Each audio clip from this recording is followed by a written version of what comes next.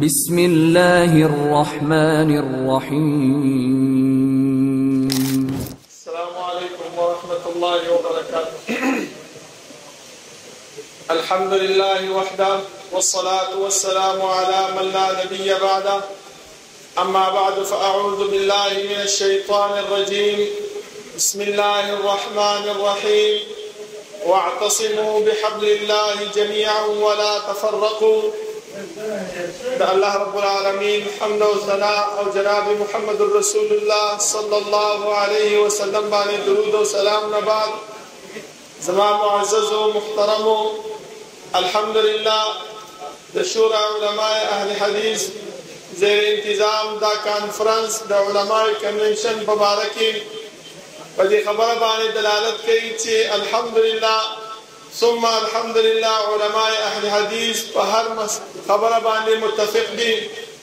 خو بعضې داسې امور دي زما محترمو چې په هغې کې زمونږ کشران په هغې کې ډېر سستي کوي او ډېر غفلت نه کار اخلي. نو پکار دا دی زما محترمو چې هغه غفلت نه کار وانه رستی شي.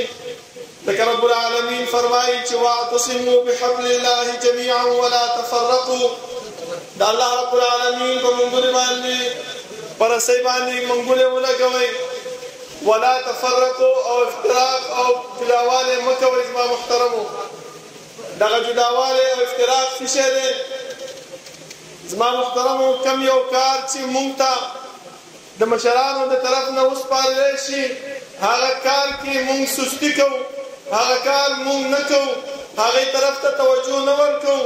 صرف دومره په ذهن کې ساتو چې مشر راته دا خبره کړې ده بس دا یې ویلي دي هغه خپل کار کوي، هغه پوهېږه او کار یې پوهېږه.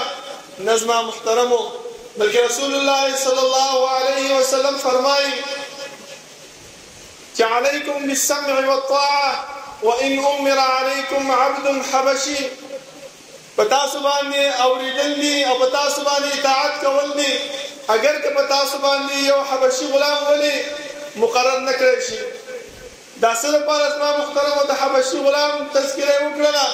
دا په دې وجه باندې چې هغه فرمایي چې امیر که هر څنګه سړی وي دې ته به نه ګوري چې دا جاه و جلال والا دی، دې ته به نه ګورو چې دا مالداره دی، دې ته به نه ګورو چې دا عظمت والا دی، دې ته به نه ګورو چې دا MP دی او که MNA دی. نه زما محترمو اگر که کمزوري سړی وي په تاسو باندې امیر مقرر شي نو د دې امیر خبره منل دا په مونږ باندې فرض دی. او کومه خبره چې دا امیر وکړي هغه باید چې مونږ سر ته ورسوو، په هغې باندې مونږ نه به تپوس کېږي. ځکه الله رب العالمین فرمایي چې ان العهد کان مسؤولا. د لوز هغه تپوس کېږي ځکه چې امیر مقرر شي. د دې مطلب دا دی چې زه به د دې امیر صاحب خبره منم هر قسم. خو یو خبره ده چې لا طاعة لمخلوق في معصیة الخالق. دا الله رب العالمین په معصیت کې بیا د دې امیر خبره منل نه دي پکار زما محترمو. خو چې کله اطاعت موجود وي، تابعداري موجود وي، سره د دې نه موږ هغه خبره نه منو نو زما محترمو په دې کې بیا موږ ته مشکل پېښېږي.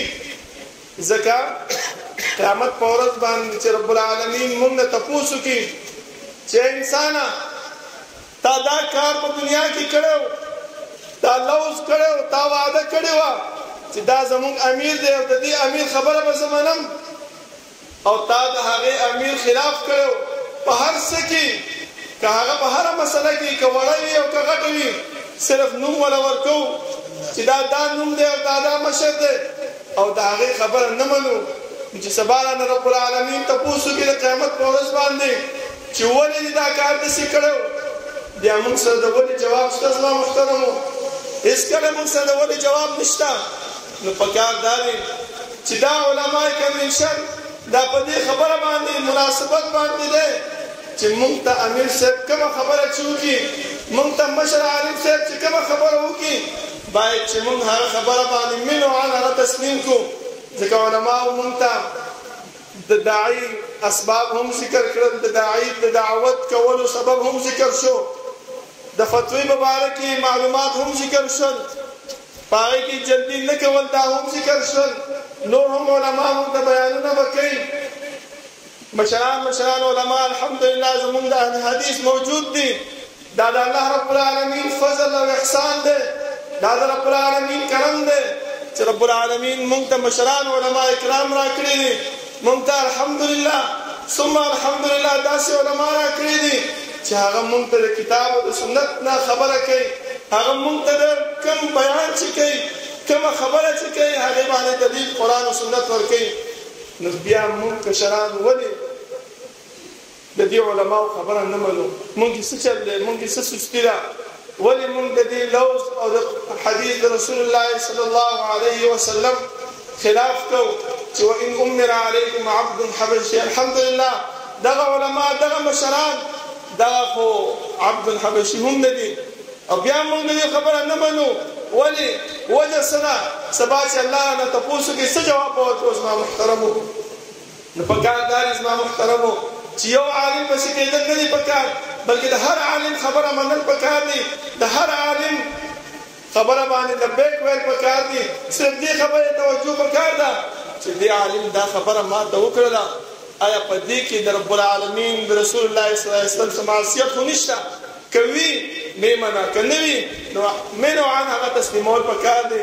الله رب العالمین نه دعا ده چې الله رب العالمین موږ د منلو ماده پیدا کړي، او الله رب العالمین د اطاعت او د سمې ماده په موږ کې پیدا کړي چې موږ د افتراق نه بچ شو. ځکه چې دا سم او اطاعت دا د افتراق نه بچ کړي زما محترمو، دا یو ځایوالی پیدا کړي انسان کې.